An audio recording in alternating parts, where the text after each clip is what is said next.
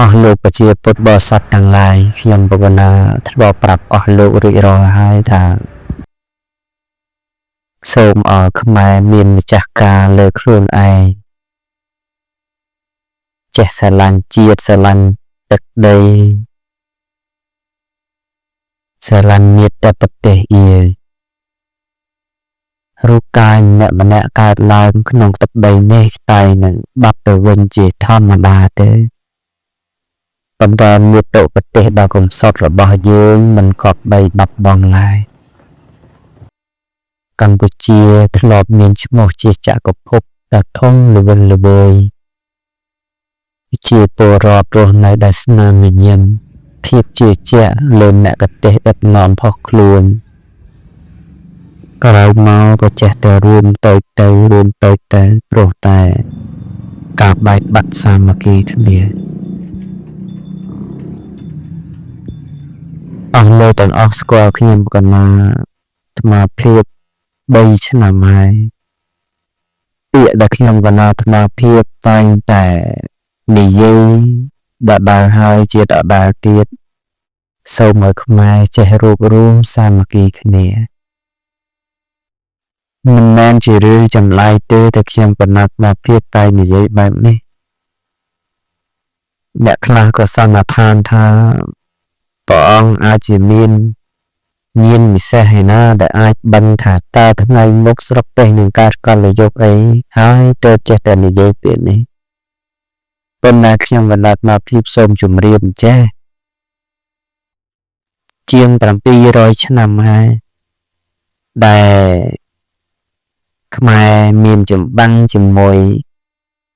ប្រទេសជិតខាងក្រៅពី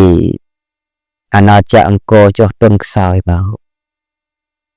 មិនដើរបានសុខ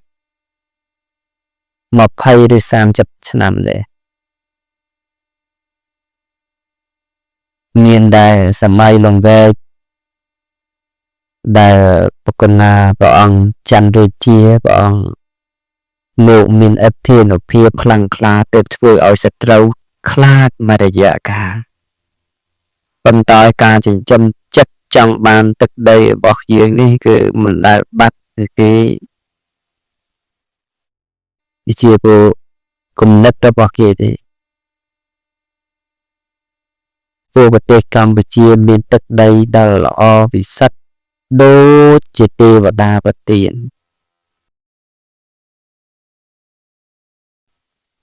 ខ្មែរគ្រប់គ្នាតែងតែនាំគ្នាចង់ទៅបរទេសចង់ទៅស្រុកអាមេរិកអារ៉ាំងអូស្ត្រាលីចិនវៀតណាមថៃឬក៏ប្រទេសដទៃដោយកោតសរសើរថាប្រទេសរបស់គេនោះអស្ចារ្យទីក្រុងរបស់គេនោះអស្ចារ្យទំនើបយ៉ាងនេះមួយយ៉ាងនោះមួយតែខ្ញុំកណាត់ណាភាពសូមជម្រាបជូនថាអត់មានប្រទេសណាដែលល្អប្រណិតវិចិត្រជាងប្រទេសកម្ពុជាទេទីក្រុងភ្នំពេញមានពន្លេចតុមុខហាក់បីដូចជាទេវតាប្រទាននិមិត្តឲ្យទីក្រុងរបស់បារាំងមានទេអ្នកនៅបារាំងមានខ្លះហើយមកថ្ងៃនេះនោះសុកបារាំងដែលមានទីក្រុងណាមានទន្លេ4មុខនៅហ្នឹងទេសុកអាមេរិកសុកអូស្ត្រាលីមានទេមានទេមានតែកម្ពុជាទេដែលមានទឹកដីដ៏ពិសិដ្ឋនៅចំកណ្ដាលបេះដូងនៃទីក្រុងមានទន្លេ4មុខយើងតែងឮគេថាទឹកហូរមិនត្រឡប់ប៉ុន្តែទឹកដីកម្ពុជានេះទឹកហូរត្រឡប់គឺទន្លេសាប6ខែហូរទៅក្រៅ6ខែហូរមកលើ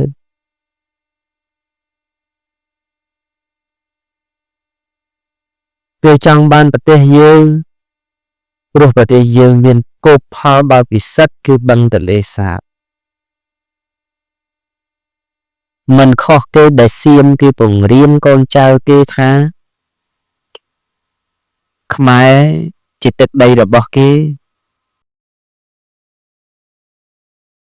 ព្រោះគេធ្លាប់គ្រប់គ្រងរហូតមកដល់ដឹកដំបងប្រទានមានជ័យសិរីសុភ័ណ្ឌសៀមរាបជាង100ឆ្នាំទេតែបារាំងជួយទាមទារទៅក៏បានមកវិញមកដល់បារាំងចាញ់សង្គ្រាមលោកជប៉ុនចូលមកជប៉ុនត្រូវនឹងសៀមកាត់ឲ្យសៀមម្ដងទៀតក្រោយមកទៀតបានមកវិញបារាំងចូលស្រុកវិញបង្ខំបានមកវិញអញ្ចឹងមិនមែនជារឿងដែលចម្លែកទេដែលគេចិញ្ចឹមមហិច្ឆតាចង់បានប្រទេសរបស់យើងឥឡូវនេះដូចគ្នាដដែលមិនខុសពីមុនទេគេនៅតែចិញ្ចឹមមហិច្ឆតាចង់បានទឹកដីឬក៏យកទៅជាជាតិរបស់យើងយកទឹកដីរបស់យើងជាទីដែលបង្វែរសាច់រឿងរបស់ទេគេរឿងរ៉ាវខ្លួនឯងមិនត្រូវគ្នាក្នុងប្រទេសឯងឯណោះសោះបែរជាចាក់កំហឹងទាំងអស់នោះមកកាន់ប្រទេសកម្ពុជារបស់យើងខ្លួនឯងបែកបាក់សាមគ្គីខ្លួនឯងឯណោះសោះបែរជានាំភាពក៏ដោយកាហាយនោះមកឲ្យដល់ប្រទេសយើងព្រោះអីព្រោះតែគេគិតថាយើងជាប្រទេសតូចទៀតឬក៏គេគិតថាយើងជាប្រទេសអន្តោប្រវេសន៍នឹងហើយជាការមាក់ងាយស្គាល់ហើយនៅអាការមាក់ងាយហ្នឹងដែលប្រជាជាតិមួយគេឌីលគេថ្នេះគេជិះគេជន់គេបំពេញគេរំលោភនឹងហើយគេហៅថាការមាក់ងាយចុះហេតុអីបានគេមាក់ងាយយើងថាមកទៅពីយើងអន់បានតែគេមាក់ងាយអន់បែកសារអីអន់បែកសារតែយើងធ្លាប់បែកបាក់គ្នាអន់បែកសារតែយើងធ្លាប់ប្រេះឆាគ្នាកាប់សម្លាប់គ្នាប្រមាថមាក់ងាយគ្នាឯងហើយក៏គេបង្កើតអរិយភាពបែបនោះមកលើប្រទេសយើងចឹងបានតែខ្ញុំក៏ដាក់ថ្មភាពដាស់តឿនការរំលឹកឲ្យយើងទាំងអស់គ្នាឈប់បែកបាក់ហើយងាកមកស្រឡាញ់ជាតិស្រឡាញ់ដីឯពីរំប្រាឈួនលោកឆ្លប់ផ្ដាំតាថាមេឃដីផ្ទៃស្រុកខ្មែរល្អល្អះណាស់ដែរពីបុរាណមានដឹងមានស្ទឹងមានទន្លេឥតខ្វះទេគ្រប់អ្វីអ្វីឲ្យតែយើងមានគំនិតស្រឡាញ់ជាតិស្រឡាញ់ដីអ្វីអ្វីគង់តែកើតឡើងទាំងអស់មុនណាយើងអត់ទេខ្មែរយើងនេះឆាប់ដាច់បាក់គ្នាណាអញ្ចឹងពេលនេះក៏បីកុំបែកបាក់គ្នាហើយកុំខ្លាចជ្រុលអស់លោកកុំខ្លាចជ្រុលសង្គ្រាមប្រហែលថ្ងៃនោះគ្មានអីអស្ចារ្យទេកុំខ្លាចទេខ្លះមិនតាន់អីផងចង់រត់ចោលស្កប់ហើយខ្លាចអីក៏ខ្លាចយ៉ាងហ្នឹងយើងក៏លេខទៅមើលឆ្នាំ1972 73 B52 ក៏លាក់ខ្ទេចប្រទេសកម្ពុជាយើងតាណាក៏លងគ្រាប់ដែរអស់លោកតន់ហើយមិនបាច់ខ្ញុំក៏ដាត់មកអធិប្បាយជ្រៅទេមិនមែនតលាក់ចិនទេទាំងយប់ទាំងថ្ងៃតែកន្លែងមនុស្សខ្វៀលគោក៏គេតលាក់ដែរគ្រាប់បែកផ្ទុះអង្គើលេងអង្គើដីទាំងយប់ទាំងថ្ងៃនៅតែធ្វើអីខ្មែរមិនបានផង ហើយចិត្តតម្រាំដល់សង្គ្រាមប៉ុណ្ណឹងគិតថាខ្មែរហ្នឹងវាអន់ណាស់ទៅតែខ្លួនឯងនឹងវាអន់ណាស់ទៅហេតុអីបានតែគេបន្តវាប្រហារយើងមិនឈប់ឈរព្រោះគេគោលបំណងរបស់គេចង់វាយកទីតាំងសំខាន់របស់យើងដើម្បីឈរជើងហើយសុំឲ្យយើងទៅចរចាប៉ុន្តែគេវាយអត់បានគេដណ្ដើមអត់បានឲ្យយើងចេះតែនាំគ្នាសរសើរថាតបថៃនឹងវាអស់ចាយតែខ្លាចតែគេវាយមកហើយអ្នកខ្លះថាវាយដល់ប៉ោយប៉ែប្រទីមានជ័យអីហើយតបទៅមិនទេហើយយើងគិតថាវាទំនើបមែនហើយប្រើយន្តហោះប្រើអាវុធទំនើបទៅគាត់ថាប្រើដល់យន្តហោះសង្គ្រាមជាង10ថ្ងៃយកកន្លែងឈរជើងមកទីតាំងមិនទាន់បានផងនោះត្រឹមតែខ្មែរយើងប្រើអាវុធធនមធ្យម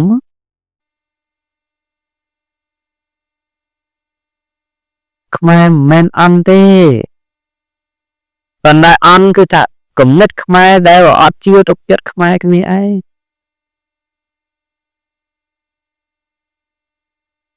នគរធំវាយនគរតូចទី1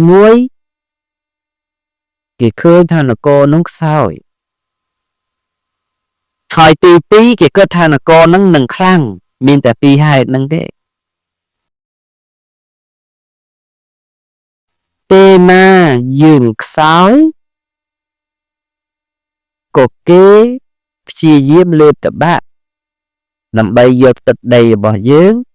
ពេលណាដែលយើងចាប់ផ្ដើមខ្លាំងក៏គេទទួលសរាយនឹងយើងដែរដើម្បីកុំតិចកម្លាំងរបស់យើងមិនឲ្យខ្លាំងមិនឲ្យតស៊ូមិនឲ្យស្មើមុខស្មើមាត់នឹងគេបានហើយសង្គ្រាមសប្តាហ៍ថ្ងៃនេះមិនមែនសង្គ្រាមយើងខ្សោយទេជាសង្គ្រាមដែលយើងកំពុងតែចាត់ផ្ដើមខ្លាំងហើយគេមិនចង់ឲ្យយើងខ្លាំង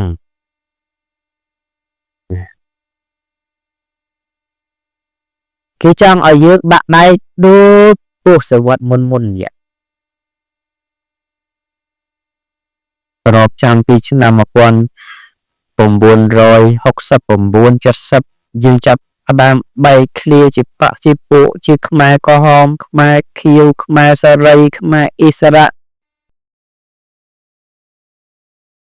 ខ្មែរលំនៅខ្មែរក្រហមពេលហ្នឹងគេអត់បាយយើងទេព្រោះគេដឹងថាយើងជ្រួលគ្នាឯងហើយមិនគេមកជួយលៀបពណ៌ទេគង់តែលាយហើយគេចែកគូសវាគ្នាទៅប៉ុន្តែជាភពជាព្រេងជាសំណាងដែលប្រទេសកម្ពុជាយើងជួសទៅវាទៅលាដែរប៉ុណ្ណឹងក៏អត់បាច់ពូជក៏អត់បាត់ឈ្មោះអញ្ចឹងហើយគេមិនសប្បាយចិត្តមិនអជាមួយនឹងយើងរីកចម្រើនធំធាត់ទេហើយខ្ញុំគណៈអាត្មាភាពសូមផ្ដាំជម្រាបអស់លោកចេះថាក្នុងសង្គ្រាមនយោបាយនេះ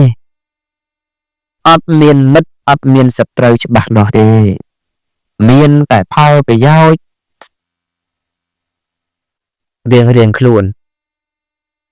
បើតារាបណាកម្ពុជាយើងមិនបានផ្ដល់សារៈប្រយោជន៍ស្អីទៅដល់គេអត់យកភ្នែកមើលទេយើងកុំស្រែកថាអង្គការសហវិជាជាតិកុំស្រែកថាមហាអំណាចទី1មហាអំណាចទី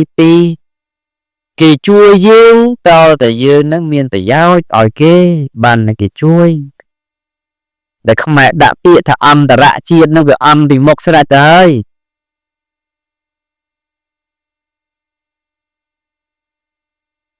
បើយើងមិនខ្លាំងខ្លួនឯងទេបើអត់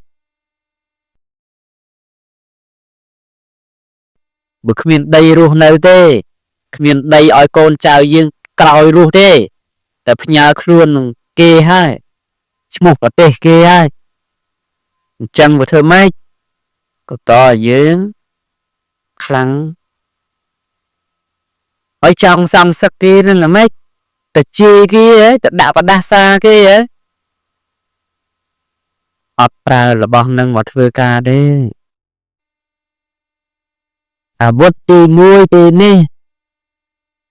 គឺថាកុំបែកបាក់គ្នាឯសោះប្រយ័ត្នណាប្រយ័ត្នតែគេបង្កើតអបគុំជាបកជាពួកជាក្រុមដើម្បីឲ្យយើងបែកខ្ញែកគ្នា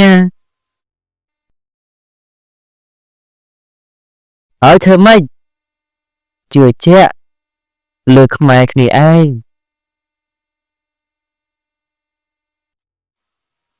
យើងក៏គ្នាប្រកាសថាស្រឡាញ់ជាតិស្រឡាញ់ទឹកស្រឡាញ់ដីឋានៈដឹកនាំប្រទេសក៏គេស្រឡាញ់ចឹងដែរព្រះមហាក្សត្រយើងក៏ព្រះអង្គស្រឡាញ់ជាងយើងទៅទៀតប៉ុន្តែនាវាណាយើងស្គាល់នាវាទេស្គាល់សំពៅទេវាមិនមែនបត់បានដូចកង់ទេយើងធាក់កង់យើងចង់បត់1ម៉ែត្រ2ម៉ែត្រក៏វាបានដែរប៉ុន្តែនាវាតែកាច់ខុសគឺក្លាប់គឺប្រទេសនេះមួយមុននឹងបត់មុននឹងមានទិសដៅទៅណាគេកំណត់ទុក5ឆ្នាំ10ឆ្នាំហើយគេបើសន្សំបត់សន្សំទៅកាន់ផ្លូវដែលគេមានទិសដៅណាមិនយើងចេះតែអានេះក្បត់ជាតិនៅនោះក្បត់ជាតិអ្នកនោះកុហកនៅនោះបោកប្រាស់អ្នកនឹងអាយ៉ងអ្នកនេះហើយបានស្អីមកវិញទាំងអស់នឹងនោះបានតែខ្មែរស្អប់ខ្មែរគ្នាឯងទេ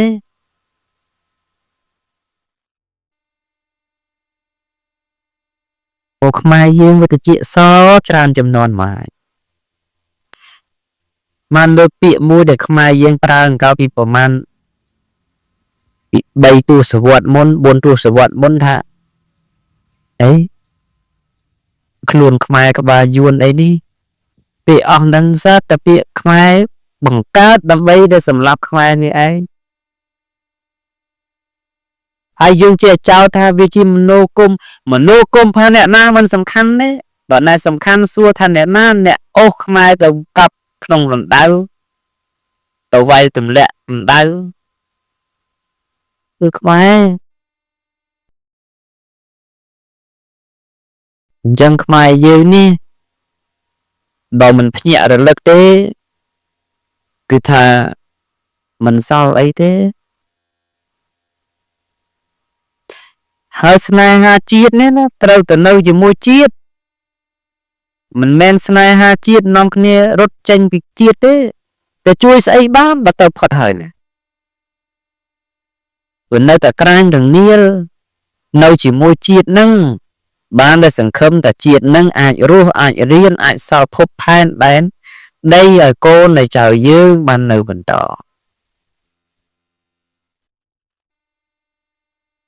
លោកខ្មែរអញ្ចឹងខ្មែររស់ឧស្សាហ៍ថ្ងៃនាំគ្នាមកបដិមនៅតាមពេញប្រហែលលានអ្នកហ្នឹងទៅហើយតាមខេត្តនៅទៅតាមផ្លូវក្រុងដេញទួចណាសល់ដីធំណាស់សម្រាប់ប្រជាពលរដ្ឋជាង17លានអ្នកនេះអត់ទាន់ពេញដីទេល្មមឈប់ពញាកណ្ដាលទៅកុំឲ្យចាញ់យាយតាពីមុនពេទ្យក៏ឆ្ងាយផ្សារក៏ឆ្ងាយគាត់យកកូនមកគ្រួសារ10នោះ2ដណ្ដប់អីនោះឥឡូវពេទ្យក៏ចិត្តសាលារៀនក៏ចិត្តផ្សារក៏ចិត្តយកឡើងខ្លាចច្រើនទីហើយស្រុកណាដូចស្រុកណាទេតែប្រទេសធំមនុស្សតិចគេចង់បានហើយគេមកសុំនៅហើយ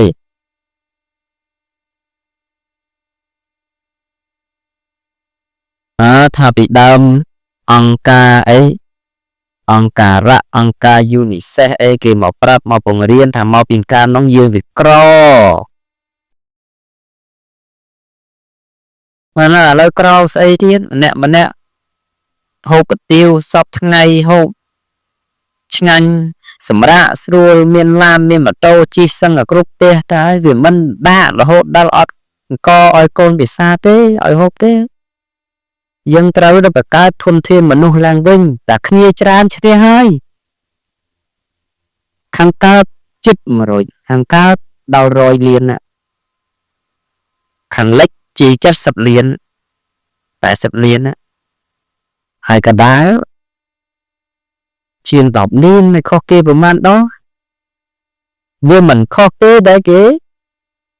ចង់បានទឹកដីប្រជានោះ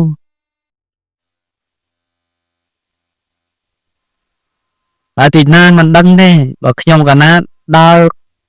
ជុំហើយព្រំដែនប្រទេសកម្ពុជានោះទាំងខាងលិចទាំងខាងកើតទាំងខាងជើងទាំងខាងត្បូងសល់ដីទូលាយច្រើនណា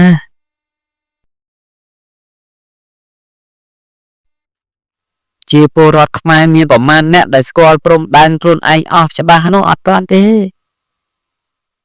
ហើយរបងនៃសំខាន់មិនមែនរបងលួសទេបើអញ្ចឹងមិនមែនចោលវាកោះផ្ទះបានប្លន់មាសប្លន់ប្រាក់ប្លន់ទ្រព្យសម្បត្តិទេរបងដែលសំខាន់គឺមនុស្សយើងមនុស្សទៅនៅតាមព្រំដែននៅតាមកន្លែងសັບគ្រប់អស់ទៅវាអត់មានអ្នកណាមកព្រមមកលួចបានងាយទេតែនៅបពន្ធរបងថ្មមិនកើតទេតែដីយើងនេះដីវិសិទ្ធណាចឹងមកតែខ្ញុំមកកណ្ដាលអាត្មាភាពមកជាតិនេះគ្មានសញ្ជាតិពីរទេមានតែមួយហ្នឹងគឺខ្មែរហ្នឹងពូជបំបោវងផៅមកក៏ខ្មែរសពដែរអត់មានពូជកាត់ឯណាទេអត់មានកាត់ខ្មែរសិនណាហើយពូខ្មែរហ្នឹងមិនមែនថាទៀតទេមើលតែបឹងទលេសាបមួយអាចចិញ្ចឹមប្រទេសយើងឲ្យមានឲ្យបានប៉ុន្តែមកតែពីប្រជាជនយើងហ្នឹងវាមិនចេះគិតខ្លួនឯងគ្រាន់តែបន្លែមួយថ្ងៃទិញគេហូប 9,000 តោន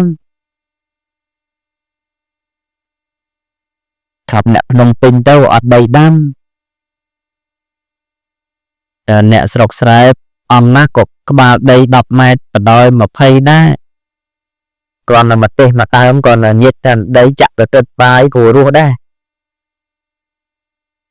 អត់ទេងាយទៅគេខ្មែរយើងឥឡូវក៏ដល់ថ្នាក់ហ្នឹងណាហប់តែជីខ្ទឹមម្រេចថាម្រេចវាដាំមិនងាយដល់ទេថាជីខ្ទឹមស្លឹកគ្រៃអីអញ្ចឹងក៏ចេះតែទិញគេដែរនឹងហើយយើងអត់មានឱកាសក្នុងការសងសឹកគេទេបើនៅតែម៉ាក់នឹងនោះសងសឹកសម័យនេះមិនមែនកាន់កំភ្លើងកាន់ដាវកាន់លំពែងកាន់កណ្បិតទៅកាប់ទៅសម្លាប់ជនជាតិមួយហើយប្រកាសថាជាការសងសឹកទេសងសឹកសម័យបច្ចុប្បន្ននេះគឺត្រូវរស់ឲ្យល្អជាងគេចង់សងសឹកគេទេហ៎ចង់សងសឹកគេត្រូវរស់ឲ្យប្រសើរជាងគេ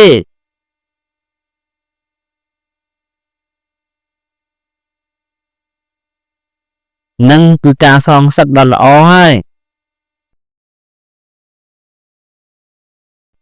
ហើយកូនចៅត្រូវចេះរៀនសូត្រឲ្យបានខ្ពង់ខ្ពស់នេះ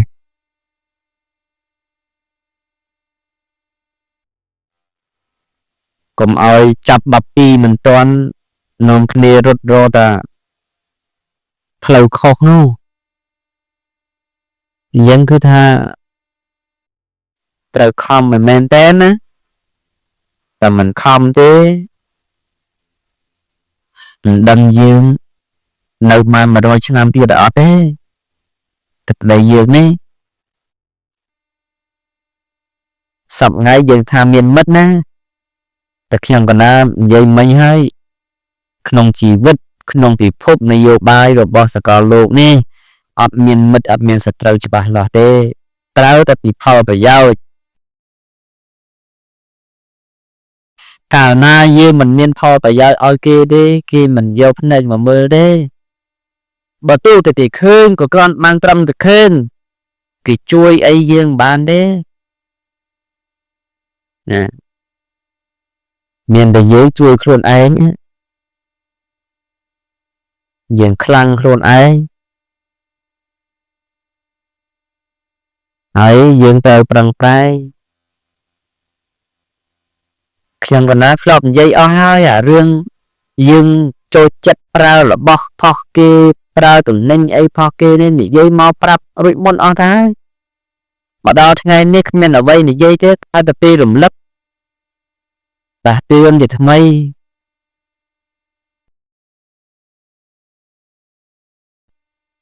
ហើយមិនមែនទេឈប់ប្រើរបស់ខាងលិចទៅប្រើរបស់ខាងកើតអីមិនមែនទេណាអាអ្វីដែលជារបស់គេបានគឺប្រើខ្លួនឯងតែបែបរបស់កប៉ិចកប៉ុកដែលខ្ញុំកណាអាត្មាថាអញ្ចឹងណាជីខ្ទឹមម្រេចម្ទេសស្លឹកគ្រៃអីរបស់អស់ហ្នឹងសិតតែជៀសគេបានតាជៀសទិញបានណា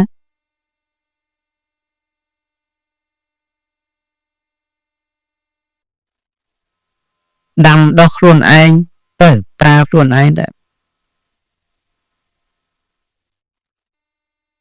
អង្គអីស្រែម្នាក់មានតន់ពីណារត់អូសយកនៅធ្វើបានផលហូបខ្លួនឯងទៅអត់ខ្វះសំទិញគេហើយសន្សំទៅកុំចាយវាហួសខ្នាតរហូតដល់តែធ្វើខ្លួនឲ្យជាកូនបំណិលគេតែអសូរជពាក់គេរឿងអីតែទិញម៉ូតូជិះអីអញ្ចឹងទិញឡានជិះអីចឹងមិនទេមិនគួរទេនេះយើងកើតខុសមកច្រើនឆ្នាំហើយល្មមភ្ញាក់ខ្លួនហើយមកដល់ពេលនេះម៉ោងនេះទីណាដែលគេស្រឡាញ់យើងជាជាងជាតិយើងនោះស្មានតែពិភពលោកហ្នឹងគេមកស្រក់ទឹកភ្នែកដោយសារតែសង្គ្រាមសៀមបាញ់ខ្មែរអត់ទេតែគេមកដល់ម៉ោងនេះតែគេនិយាយថាណែសៀមដៃខ្មែរគេមិនទាន់និយាយមួយម៉ាត់ផងគេដឹងម្ដាយក៏គេធ្វើមិនដឹងសិនដែរមួយយើងក៏អត់មានប្រយោជន៍អីឲ្យគេ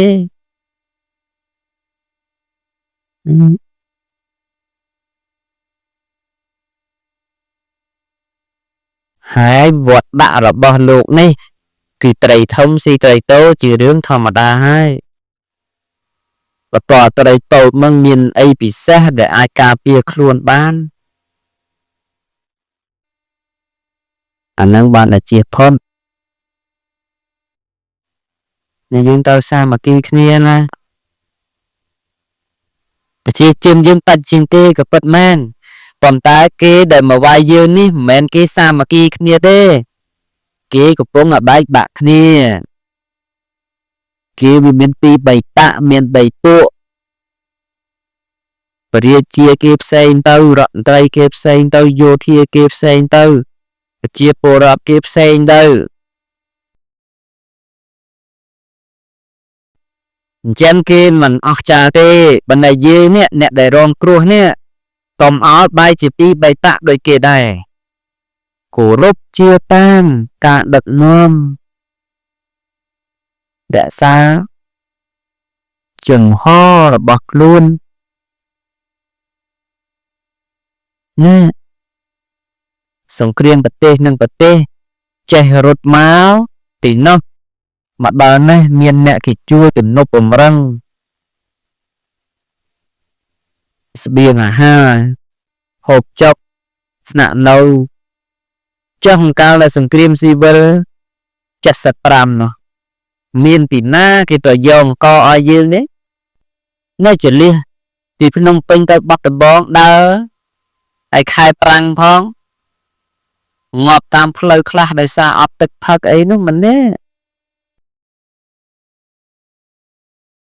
ចឹងយើងកុំឲ្យធ្វើម៉េចកុំឲ្យខ្លួនយើងប្រទេសយើងនេះធ្លាក់ទៅកើតអញ្ចឹងម្ដងទៀតហើយដើម្បីកុំឲ្យអញ្ចឹងគឺថាត្រូវតែសាមគ្គីគ្នាណាមកប្រាប់ដល់មានពភាព្រះអង្គសម្ដែងហើយសាមគ្គីនឹងតបោសុខោការសាមគ្គីនៅមនស្សសេចក្តីសុខតែតូចមិនដែលឈ្នះធំបណ្ដិតបើតូចប្រមូលផ្ដុំធំក៏ពិបាកប៉ុន្តែពេលនេះយើងសាមគ្គីគ្នាល្អណាស់ប៉ុន្តែតែខ្ញុំកណានិយាយនេះគឺថាក្រែងនេះណាក្រែងណាវាបើតែកពុលមុខមែនតែនទៅវាតែជាត្រឡប់ត្រឡឹមទៅទៀតទៅមិនបានសាមគ្គីអញ្ចឹងគឺល្អណាស់ហ្នឹងហើយតជ័យពីឋានសួគ៌មកខ្មែរយើងវាបែកបាក់គ្នាយូរពេករាប់សតវត្សរាប់ទសវត្សមកហើយណាដល់ពេលមកឲ្យត្រូវគ្នាភ្លាមហ្នឹងក៏មិនបានដែរប៉ុន្តែត្រូវជឿជាក់ទៅមានតែការប្រមូលផ្ដុំវិញជាធ្លុងមួយតាមនៅមុខគត់កើតអាចដោះស្រាយរាល់បញ្ហាដែលប្រឈមនៅចំពោះមុខរបស់យើងណាមិនត្រឹមតែខ្ញុំកណាអាត្មាភាពផ្ដាំទេណាសូម្បីតែប្រគុណណាព្រះបរមរតនកាលសម្ដេចតានៃយើងក៏លោកផ្ដាំដែររហូតដល់លោកមុនទីវង្គតមុនសោយទីវង្គតទៅព្រះអង្គឲ្យសម្ដេចជាវាវាំងទៅចារាជបណ្ដាំលោកទុកនៅមុខព្រះបរមរាជវាំងទល់រាល់ថ្ងៃហ្នឹងមិនដឹងតែខ្មែរប្រមាណអ្នកបានទៅអើតមើលទេពេលលោកមិនជឿខ្ញុំកណាអាត្មាភាពចេញពីនេះវិញស្អែកឡើងទៅមើលល្ងាចហ្នឹងទៅមើលក៏បានដែរនៅមុខវាំងហ្នឹងយើងមើលលបងខាងបើយើងឈរពីព្រះអង្គដំតើទៅនៅឆ្វេងដៃបើយើងឈរពីវាំងមកនៅស្ដាំដៃទៅមើលដល់រាជបណ្ដាំព្រះអង្គទុកថាសូមឲ្យអស់ជំនាញជនខេមរៈជាតិរួបរวมសាមគ្គីគ្នាឆ្លងឲ្យផុតសមុទ្រគ្រោះថ្នាក់ខាងមុខណាព្រះអង្គក្ដាំ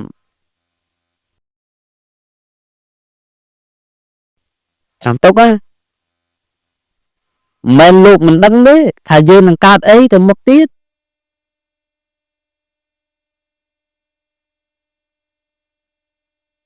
គេសឹកចិត្តឲ្យយើងឆ្លោះគ្នាហើយគេឲ្យបាយយើងស៊ីគេឲ្យយើងចាំគុណគេប៉ុន្តែគេមិនចង់ឲ្យយើងខ្លាំងទេខាងណាក៏ដោយចឹងយើងធ្វើម៉េចកុំឲ្យផ្លាត់ស្នៀតត្រូវដែរស្អីដែលទ្រាំបានទ្រាំសិនដែរ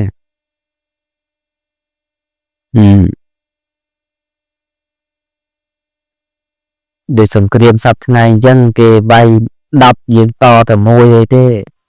ចាំមិនថាមិនតឲ្យខ្លាំងទៅមកតឲ្យខ្លាំងទៅទៀតហើយ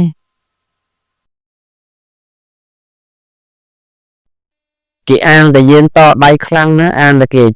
បំផ្លាញយើងនោះហើយធម្មតាទេតែតូចជាងគេហើយអាការបំផ្លាញគេក៏បានតិចតួជាងអ្នកធំបំផ្លាញអ្នកតូចដែរគេមានដី100 ហាត់តែយើងមានដី10 ហាត់គេបំផ្លាញយើងគេអស់10គេនៅសល់តែបើយើងតែហ៊ានតទាំង10វាអស់ហើយ10នោះសាបានណាអញ្ចឹងមានតែការអត់ធ្មត់ហើយរិះរកមធ្យោបាយណាដែលជៀសអំពីបំភាបបំភ្លេចបំផ្លាញហ្នឹងឲ្យបាទអញ្ចឹងយើងក៏បីសាមគ្គីគ្នាខ្ញុំកណាអាត្មានឹកឃើញថាបុណ្យលំទាវបកោប្រកាសធ្វើនឹងដែលគ្មានមនុស្សទេស្រុកទេសកើតអញ្ចឹងដល់មកទៅនោះលញងអានឹងភាពសាមគ្គីហើយឆ្នាំមុនយករបស់ទាំងអស់ ពីបនដែលយើងធ្វើហ្នឹងយកទៅកម្ពុជាក្រោមបានយកស្បង់ទៅ500 បាត500អង្គ500 បេស្អីទៀតនេះតែត្រៃបេដកបានទៅកម្ពុជាក្រោមដល់សារនេះមិនទៅនងទៀតទេគឺទុកឲ្យទ័ពព្រោះធម្មតាទេតែស្រុកទេសកើតសង្គ្រាមដល់សង្គ្រាមកំពុងតែប្រយុទ្ធគ្នាហើយភាពខ្វះខាតរវែងតែមាននឹងឯងអស់លោកទាំងអស់គឺថាមូលផ្ដុំគ្នាមកហ្នឹងមិនមែនយកទៅស៊ីចាយអីធ្វើមានធ្វើបានឯណាទេសម្រាប់ខ្ញុំកណាអាត្មាភាពអីអត់មានទៅត្រូវការស្អីពីអស់លោកទេក្រៅតែពីចង់ឲ្យខ្មែរយើងស្រឡាញ់រួបរวมសាមគ្គីគ្នាទោះតែគេជេរគេស្ដីគេថាខ្ញុំកណាបន្តព្រោះនឹកឃើញថាតទៅវាចាប់ចំបយំគូរ៉ូម៉ានទេឲ្យមិនមែនជាតិសាសន៍ដតីអីសតែខ្មែរគ្នាឯងហ្នឹងស្រួលមិនស្រួល100 ឆ្នាំមុនអីជាប់សាច់ឈាមគ្នាផងក៏មិនដឹងអញ្ចឹងហើយវាអត់មានអីទៅឆ្លោះទៅតែងគ្នាទេក្រៅតែពីនាំគ្នាពង្រួមឥឡូវបានប៉ុណ្ណឹងចេះនាំគ្នាជួយទុកធរៈជនភៀសសិតអីហ្នឹងអង្គមកកំប៉ុងបុកមកកំប៉ុងទឹកមកដបអីចេះតែជួយគ្នា100មកកាក់មួយសេននេះជួយគ្នាហ្នឹងណែ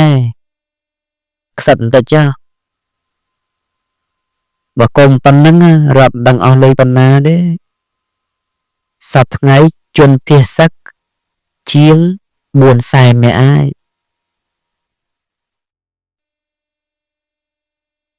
ហើយមួយថ្ងៃហូបអស់ប្រមាណគិតមើលទៅ400,000នាក់នោះជាប់ទៅប្រយុទ្ធមកដល់ថ្ងៃនេះប្រើតែ2-30000នេះណា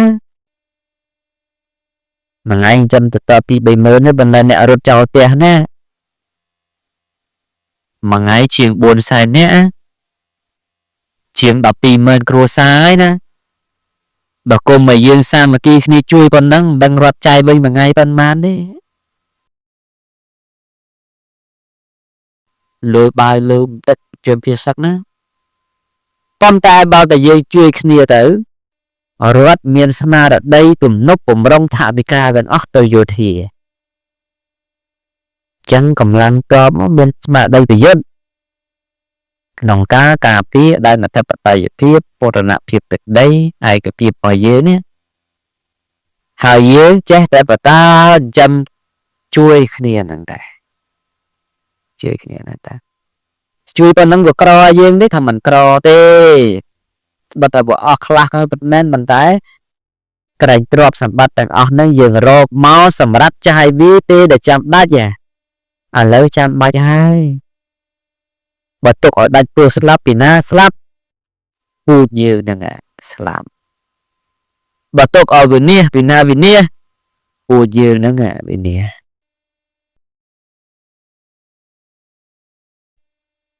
ហើយគុណសម្បត្តិនឹងមានទាំងអស់ជាពិសេសប្រសង់អ្នកទេសុខសានត្រាមចេះតែមានអ្នកខ្លះរិះគន់វត្តអារាមអីគឺវត្តធ្វើវាយច្រើនម្លេះដល់មែនតើលោកសំជួយដែរណាវត្តតាមព្រំដែនអត់រត់ចោលទេប្រសង់នៅជួយស្បៀងដឹកស្បៀងដល់កងទ័ពអ្នកដែលស្រែកនោះបាទស្រែកទេសពថ្ងៃហ្នឹងប្រសង់ជួយណាស់ណាខំប្រឹងណាស់ជាពិសេសគណៈសង្ឃនាយកសម្ដេចព្រះអគ្គមហាសង្ឃរាជសម្ដេចព្រះមហាសមេធាធិបតីសម្ដេចព្រះសង្ឃនាយកព្រះអង្គចាត់ចែងព្រះមន្ត្រីសង្ឃសម្ដេចរាជាគណៈជួយយកចិត្តទុកដាក់អត់ចាញ់រដ្ឋាភិបាលដែលដឹកនាំដោយកុហកប្រមាណទេគឺថាជួយអញ្ចឹងវត្តអារាមហ្នឹងអញ្ចឹងខ្មែរដែលជឿជំនឿជឿជាក់មកលើវត្តអារាមហ្នឹងអញ្ចឹង ពេលស្រុកគេពេលស្រុកយើងមានទុកមានភ័យវាគ្មានជាតិសាសនាដែលគេមកជួយយើងបានដប់ដៃដប់ជើងជាងយើងទេទាំងប្រសង់ទាំងកុហកលែងនៅវត្តអស់ហើយលែងនៅផ្ទះអស់ហើយជួយ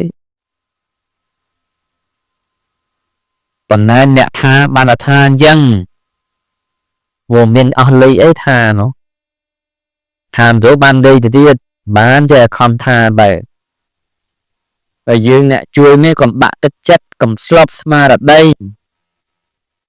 ហើយជឿជាក់គ្នារួបរวมសាមគ្គីគ្នា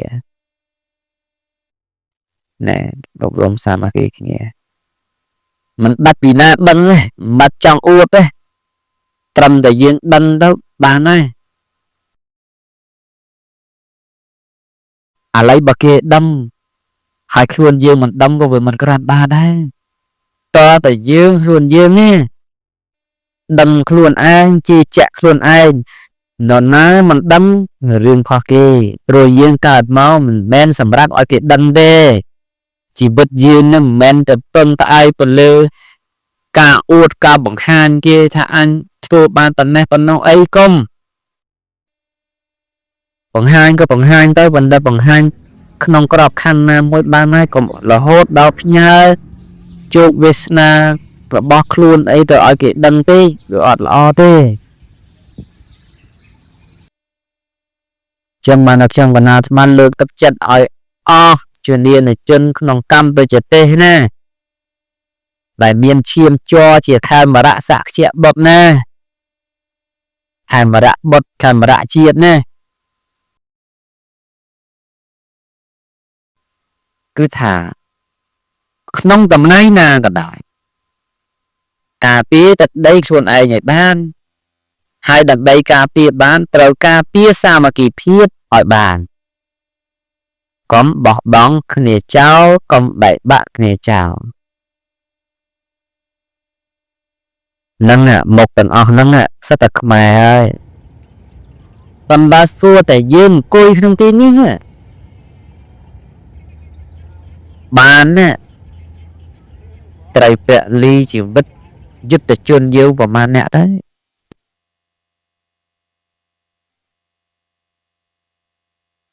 ហើយពីដើមថាខ្ញុំកណាននិយាយទៅវាអត់ពេលស្រុកទេកើតសង្គ្រាម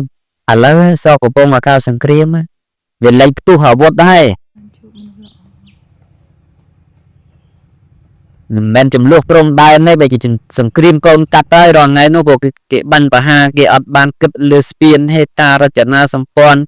ស៊ីវិលអីប្រជាពលរដ្ឋអីទេគេចំដាក់គេដាក់ហើយអានោះវាកូនកាត់សង្គ្រាមហើយអញ្ចឹងតើវាពលីអស់ប្រមាណអ្នកទៅដែលបានសល់ដីប៉ុណ្ណឹងឲ្យយើងអង្គុយនៅហើយយើងធានាបានទេថា100ឆ្នាំទៀតយើងទុកឲ្យកូនយើងបានប៉ុណ្ណឹងតដែរឲ្យចៅយើងបានប៉ុណ្ណឹងតដែរអត់មានស្មានទេណាត្រូវតែបានអញ្ចឹងណាហ្មងដើម្បីក៏បាននឹងគឺម៉េចគឺថាកុំឲ្យបែកបាក់គ្នាណាបើគេប្រាប់អីឲ្យតាមទៅកុំទៅជំទាស់ទៅតឹងទៅតែងខ្វែងគំនិតសាមញ្ញខាងណាក៏ដោយស្អប់ខាងណាក៏ដោយទុកទៅក្នុងចិត្តទៅប្រទេសកម្ពុជាយើងប្រទេសប្រជាធិបតេយ្យទេចង់ឆ្លោះគ្នាណាទៅឆ្លោះក្នុងស្លឹកឆ្នោតបិទប្រអប់ចិត្តគេឲ្យយើងគូសគេឲ្យយើងប៊ីហើយទៅឆ្លោះគ្នាក្នុងហ្នឹងដែរស្រឡាញ់អ្នកណាដាក់តែម្ដងប៉ុន្តែហាមដាច់ខាតកុំឲ្យណែឡូឡាច្បាំងគ្នាដោយពលរដ្ឋនិងពលរដ្ឋដោយការតែការញុះញង់របស់អ្នកដទៃហើយល្មមហើយល្មមឈប់ជាគ្នាហើយខ្មែរនោះទេណោះបើសិនតែជាហើយពួកកើតមាសកើតប្រាក់កើតយុះកើតស័កកើតសេរីវាសំណនំនៃជាប៉ុន្តែជាទៅវាអន់ថយទៅជាទៅវាត្រឡប់ត្រឡឹមទៅចេះតែនាំគ្នានៅតែប្រឹងប្រកាន់យកភាសាទាំងអស់ហ្នឹងមកដោះស្រាយ ចឹងមកក៏បីយើងក្នុងកលៈទេសៈនេះខំមកសង្កត់ចិត្តហើយជួយគ្នាតាមលទ្ធភាពដែលអាចជួយទៅបាន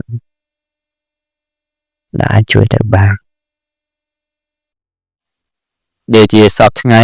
មានពិធីប្រកាសសច្ចកិរិយាអញ្ចឹងណាហេតុអីបានគេត្រូវប្រកាសសច្ចកិរិយាព្រោះនេះជាពុទ្ធសាសនិកលោកនឹកទៅដល់ការព្រះបរមពុទ្ធិសត្វដែលព្រះអង្គយកកំណើតកើតជាសត្វគ្រួច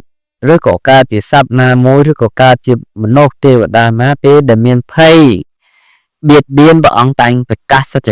ច្ចកិរិយាហ្នឹងក្នុងជាព្រះអង្គកើតជាសត្វគ្រួចត្រូវភ្លើងឆេះចិត្តដល់សម្បុកព្រះអង្គប្រកាសសច្ចកិរិយាពាក្យពិតតែជាងព្រះអង្គនៅទុនស្លាប់ព្រះអង្គនៅខ្ចីព្រះអង្គធ្វើអ្វីក៏មិនកើតទេព្រះអគីក៏រលត់ដែរឥឡូវនេះប្រជាពលរដ្ឋយើងប្រកាសសច្ចកិរិយាដែរដែលគណៈសង្ឃនយោចេញសេចក្តីណែនាំមកទីវត្តទីអារាមមកធ្វើឥឡូវថ្ងៃនេះរាជធានីលង្វែកក៏បានធ្វើតាំងពីម្សិលមកម្លេះគឺប្រកាសថាប្រទេសជាតិយើងសុំតែសុខដែរមិនឆ្លៀនពៀនមិនចង់បានរបស់អ្នកណាទេសុំថែរបស់ខ្លួនឯងដែលនៅសល់ប៉ុណ្ណឹងឲ្យតែគង់មិនបន្ទោសមិនសារាយជាមួយនឹងបរទេសណាទេដោយសច្ចកិរិយាហ្នឹងសូមឲ្យសង្គ្រាមនេះស្ងប់រងាប់ទៅសូមឲ្យប្រជាពលរដ្ឋយើងបានសេចក្តីសុខសូមឲ្យវីរៈកងទ័ពយើងផុតពីគ្រោះភ័យ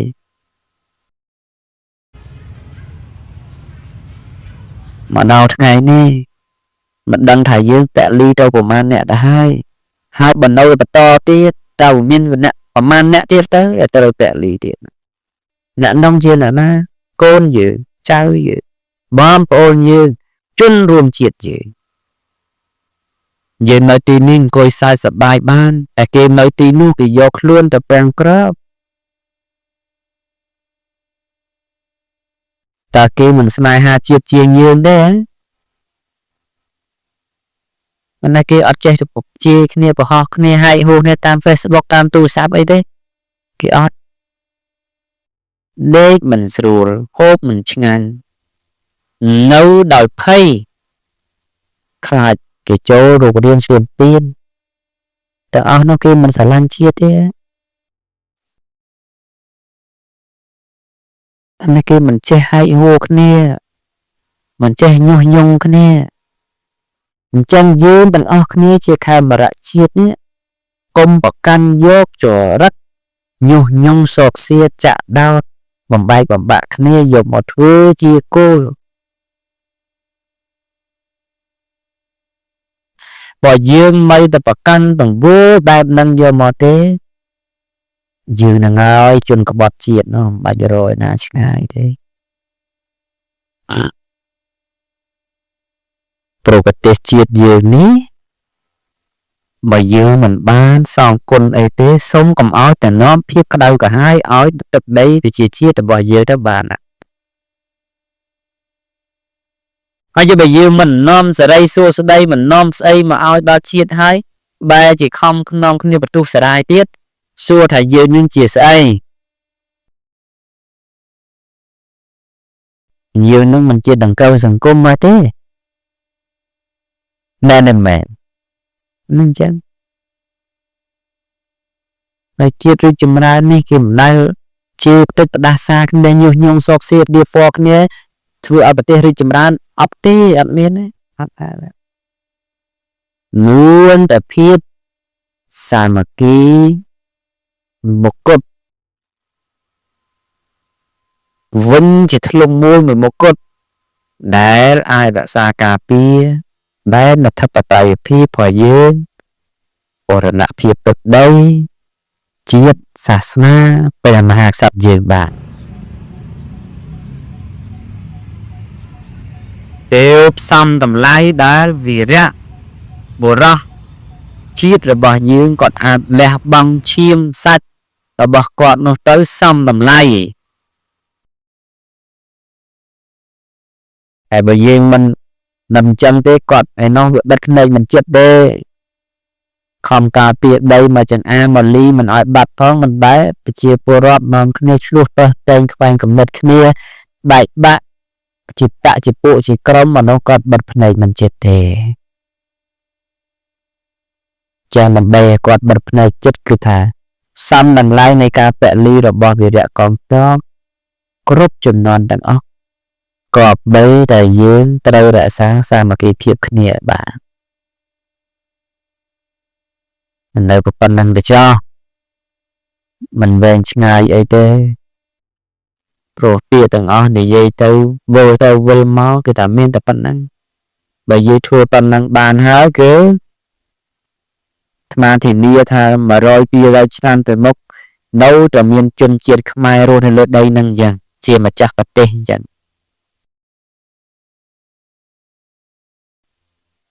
ណាបើថាអត់ទេណាតែហើយតែមិនកែប្រែទេគឺតតែ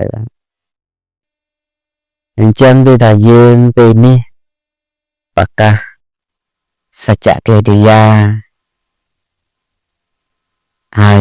ធ្វើមេត្តាចិត្តបន្តិចទៅដើម្បីផ្សាយនៅមេត្តាចិត្តនេះឲ្យដល់សព្វសត្វទាំងអស់ជាអ្នកមិនមានទីនឹងគ្នាហើយឆាប់បានឲ្យប្រទេសជាតិយើងទទួលនៅសុខសន្តិភាពត្រឡប់មកវិញសូមឲ្យមានទ័ពគឺមេត្តាកាន់យកអាវុធគឺករណានេះបាញ់ដោយមុទិតាទៅឲ្យសព្វសត្វទាំងអស់បានសេចក្តីសុខមិនមានទីមិនមានភ័យនឹងគ្នាព្រោះមនុស្សជាតិដូចគ្នាទេប៉ុន្តែឆ្លងកាត់ការកាប់សម្លាប់គ្នាវិលទៅវិលមករកទីបញ្ចប់មិនមានទេអញ្ចឹងសូមឲ្យយើងទាំងអស់គ្នាតាំងចិត្តបន្តិចទៅណានងគ្នាតែនភ្នែនទៅហើយបិទភ្នែកធ្វើខ្លួនឲ្យត្រង់កាន់យកអាវុធគឺមេត្តាក្នុងទីនេះឲ្យប្រទេសជាតិយើងបានដល់នៅសេចក្តីសុខសន្តិភាពណាពេលភ្នែនបន្តិចទៅហើយបាទដៃស្ដាំនៅលើដៃឆ្វេងជើងស្ដាំនៅលើជើងឆ្វេងបង្កល់ដងខ្លួននោះឲ្យត្រង់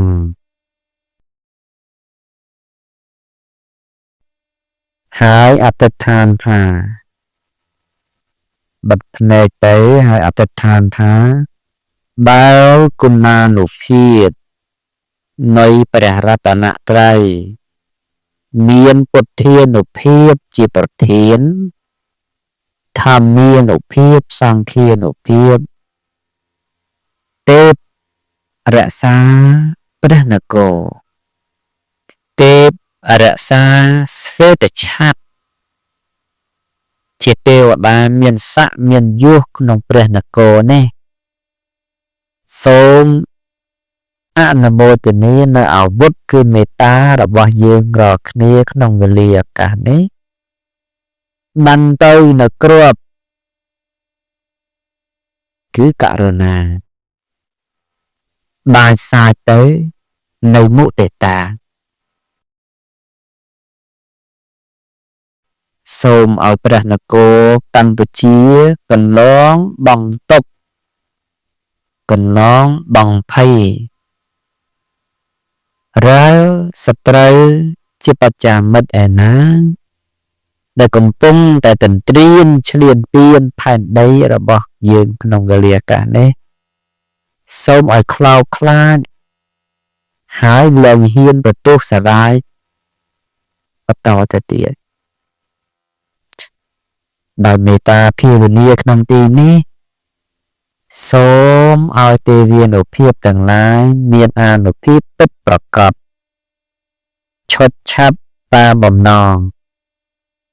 មនុស្សរាប់រយរាប់ពាន់ក្នុងទីនេះគ្មានបំណងប្រាថ្នាយុះទេក្នុងទីនេះគ្មានបំណងប្រាថ្នាលៀបសក្ការៈទេគ្មានបំណងប្រាថ្នាទ្រព្យអ្វីក្រៅអំពីសន្តិភាពទេ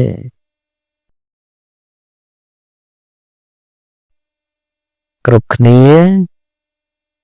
មានបំណងតែមួយគត់សូមឲ្យប្រទេសជាតិបាននូវសន្តិភាពសូមកប់នៅដោយមេត្តា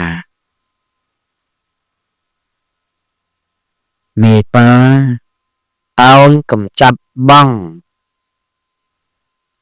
នៅព្យាបាទទាំងឡាយករណាដោយបំបត្តិនៅហិង្សាទាំងឡាយមុទិតាដោយបំបត្តិនៅវិរតិទាំងឡាយឧបេក្ខា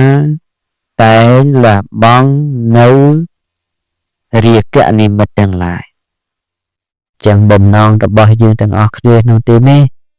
អតិថិដ្ឋានជាធ្លុំមួយដោយសូមឲ្យប្រទេសកម្ពុជាបាននៅសុខសន្តិភាពសូមឲ្យវីរៈកងទ័ពដែលកំពុងតែការពារដែនអធិបតេយ្យភាពទឹកដីនោះបាននៅសុខសុវត្ថិភាព